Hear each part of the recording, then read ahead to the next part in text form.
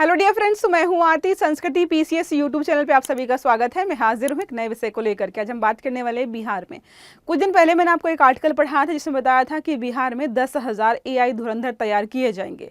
अब फाइनली जो है गूगल से संबंधित एक व्यक्ति हैं, उसी कंपनी में जॉब करते हैं, बिहार को लेकर उन्होंने बात की है। उन्होंने बोला है कि हम चाहते हैं कि बिहार के युवाओं को एआई की ट्रेनिंग दी जाए या एआई का प्रशिक्षण दिया जाए, और वो 10,000 होने वाला है। इस आर्टिकल से हम समझेंगे कि बिहार के युवाओं को इससे लाभ क्या होगा और कौन से लोग ऐसे होंगे या कौन से युवा ऐसे हैं जिनको ये प्रशिक्षण देने वाले हैं। क्या बुलाएंगे सबको कि आइए प्रशिक्षण लीजिए, या फिर स्कूल कॉलेज या कोई परिसर ये सिलेक्ट करेंगे कि यहाँ पर हम फला जगह जो है इतने लोगों को प्रशिक्षण देंगे। तो ये समझेंगे, साथ में हम बात करेंगे कि इससे बिहार को क्या लाभ होगा, बिहार की अर्थव्यवस्था को, बिहार के सामाजिक व्यवस्था को और अन्य चीज़ों को क्या क्या फायदे हो सकते हैं, सारा यहाँ पे 1 बाय 1 कवर करने वाले हैं। तो बिहार में बनेगा एआई इकोसिस्टम। ये एआई इकोसिस्टम कैसे बनेगा, क्या काम करने वाला है, समझेंगे। तो 9 जनवरी 2026 को बिहार के मुख्य सचिव प्रत्यय अमृत की अध्यक्षता में पटना में एक उद्योग वार्ता हो रही थी, जिसमें जो है बैठक में बात हुई एआई इकोसिस्टम डेवलपमेंट के बारे में, डिजिटल गवर्नेंस और उद्यमियों की समस्याओं का त्वरित समाधान, इन चीजों को लेकर डिस्कशन हो रहा था। तभी सरकार ने बोला कि एआई को जन जन तक पहुंचाने की प्रतिबद्धता हम दोहरा रहे। मतलब जो है कुछ समय पहले मोदी जी ने भी बोला था कि हम चाहते हैं कि हर व्यक्ति जो है या हर व्यक्ति तक एआई पहुंचे। जैसे इंटरनेट पहुंचता है, बिजली पहुंचती है, पानी पहुंचता है, वैसे एआई भी पहुंचे। उत्तर प्रदेश के मुख्यमंत्री जी ने भी इस बात को दोहराया था और फाइनली बिहार में भी इस बात को जो है दोहराया जा रहा है। क्लास को आगे बढ़ाएंगे, पहले बात कर लेते हैं यूपी लेखपाल बैच के बारे में। 15 जनवरी 2026 से शुरू हो रहा है। सुबह 10:30 बजे नए पैटर्न के अनुसार सारा सिलेबस कवर कराया जाएगा। Practice test, doubt clearance session, 250 घंटे से अधिक की क्लासेस और पीडीएफ नोट्स के साथ आपको जो है ये बैच मात्र 999 मिलेगा, सिर्फ उनके लिए जो स्टार्टिंग है 100 स्टूडेंट्स रहने वाले। तो नंबर यहाँ पर लिखा हुआ है 9555124124। आप इस पे कॉल करके सारी जानकारी ले सकते हैं। टॉपिक पर आते हैं वापस। बैठक के प्रमुख तथ्य कौन से थे, तो यही सारा है। वायुयान संगठन निदेशालय पटना में यहाँ पर बात हुई। बातचीत में जो है 13 उद्योग प्रतिनिधि थे, गूगल इंडिया भी सम्मिलित था, बिहार प्रशासनिक जो है सुधार मिशन के बारे में भी बात हुई। तो इन सभी में बात हुई। हम बात करते हैं आखिरकार बात क्या की है इन्होंने। इकोसिस्टम के बारे में बात करें कि बिहार का इकोसिस्टम ये क्या होता है, समझाना पड़ेगा मुझे। तो राज्य स्तर पर सुदृढ़ एआई इकोसिस्टम विकसित करने का लक्ष्य। इकोसिस्टम को पूरा करने के लिए उसमें काम करने और जानकार लोग भी आपको चाहिए होंगे, और वो बाहर से नहीं लाएंगे आप, वो बिहार के ही होंगे। तो प्रशासनिक दक्षता बढ़ेगी, सेवा वितरण बेहतर हो जाएगा, औद्योगिक विकास हो जाएगा।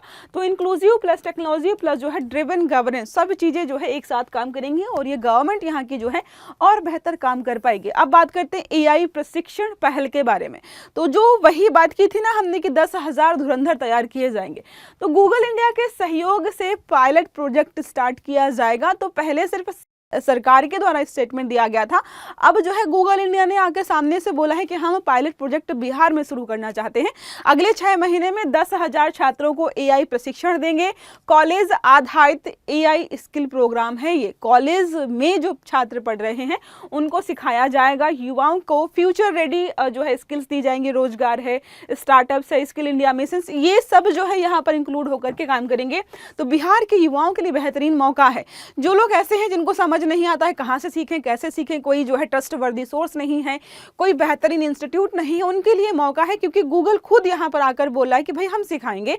तो मुझे लगता है अगर किसी कॉलेज में, यूनिवर्सिटी में आप पढ़ रहे हो और अगर आपके यहाँ पर ये कंपनी आती है और बात करती है कि हम आपको सिखाएंगे, तो प्लीज आप लोग पार्टिसिपेट करिएगा, क्योंकि ये बहुत बेहतरीन है। ये समय के साथ एडजस्ट करके आपको भविष्य में नौकरी दिलाने में मदद करने वाला है। बात करते हैं शिक्षा, महिला एवं बाल कल्याण में भी एआई का इस्तेमाल किया जाएगा। पर्सनलाइज लर्निंग में हो गया, छात्र जो ड्रॉप आउट पहचाने उसको भी पहचानेंगे। महिला एवं बाल योजनाओं की निगरानी, आर्टिकल 38 और हमारा 41 जो है डीपीएसपी का, उसको जो है मजबूती से लागू किया जाएगा। सामाजिक न्याय और समावेशी विकास को बल मिलेगा। अब बात करते हैं बिहार एडमिनिस्ट्रेटिव रिफॉर्म्स मिशन के बारे में। बीपीएसएम ये क्या है, तो नए डिजिटल मॉडल के साथ यहाँ पर स्मार्ट शेल्टर्स और स्मार्ट पोल्स बनाए जा रहे हैं।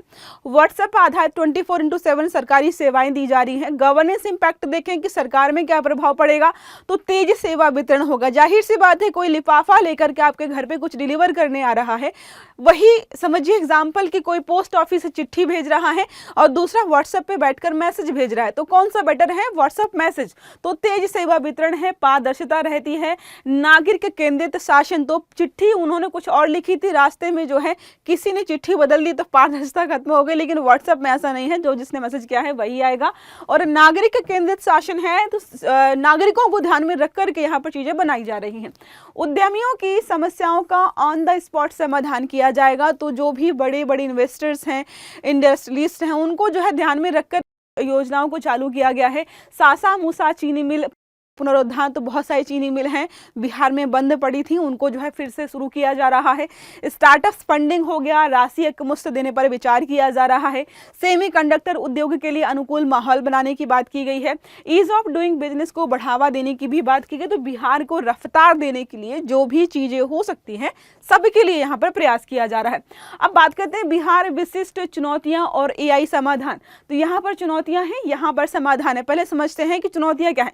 शिक्षा की कमी है। अगर आप बात करें शिक्षा की कमी है, तो हाँ, थोड़ा सा जो यहाँ पर लिटरेसी रेट है बहुत बेहतर नहीं है, काफी कम है।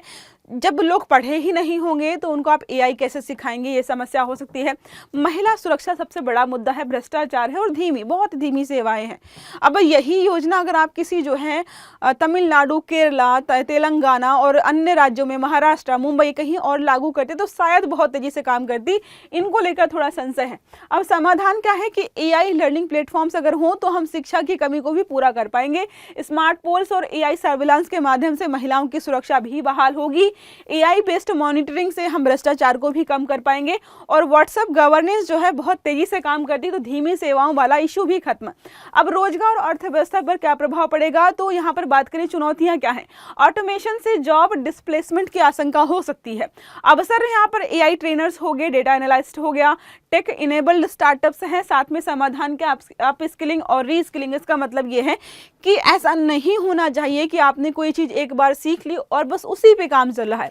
हमारे सरकारी दफ्तरों में जो लोग काम करते हैं ना, एक बार कोई चीज सीखी 30-30 साल तक उसी पर काम करने की कोशिश करते हैं, अपने आप को अपडेट नहीं करते। तो यहाँ पे बोला जा रहा है कि आप कुछ सीखिए लेकिन उसको भी अपडेट करते रहिए।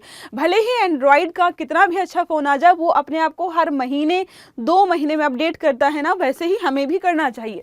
बात करते हैं नैतिक और सामाजिक चिंताएं, तो डाटा प्राइवेसी का सबसे बड़ा इशू है। सर्विलांस और बनाम फ्रीडम, तो सर्विलांस तो नहीं होगा, ये सबसे बड़ा इशू है। अब बात करते हैं एल्गोरिदमिक बायस, यहाँ पर चीजें होंगी। डिजिटल डिवाइड, तो ग्रामीण और शहरी अंतर जो है वो शायद और बढ़ सकता है, क्योंकि लिटरेसी रेट ग्रामीण इलाकों में शहरी इलाकों से ज्यादा है। और इस प्रकार की सुविधाएं देंगी तो शहरी इलाके आगे बढ़ जाएंगे, ग्रामीण इलाके और पीछे रह जाएंगे। संघवाद और प्रशासनिक क्षमता, तो एआई अब केवल केंद्र का विषय बिल्कुल भी नहीं है। राज्य भी इन क्षेत्रों में लगातार काम कर रहे हैं और अपने स्टेट का विकास करने का प्रयास कर रहे हैं। अंतरराष्ट्रीय उदाहरण देखें जिन्होंने इस प्रकार की चीजों को अपनाया है और बेहतर प्रदर्शन करें, तो एस्टोनिया ई गवर्नेंस का उदाहरण है, सिंगापुर स्मार्ट नेशन का उदाहरण है, Kerala AI in public service delivery में इस्तेमाल किया जा रहा है।